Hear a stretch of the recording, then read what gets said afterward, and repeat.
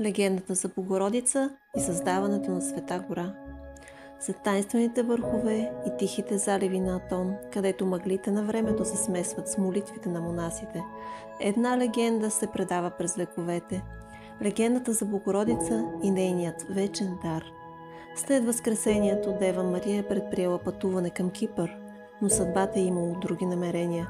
Морето се развълнувало, ветровете се надигнали, а корабът е бил носен от бурята. Когато най-сетне бурните води го насочили към бреговете на Атон, светлината на утрото разкрила пред очите й диво и величествено място.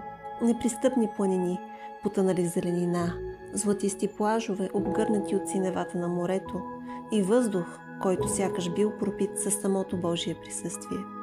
Стъпвайки на тази земя, Богородица усетила дълбок поклон.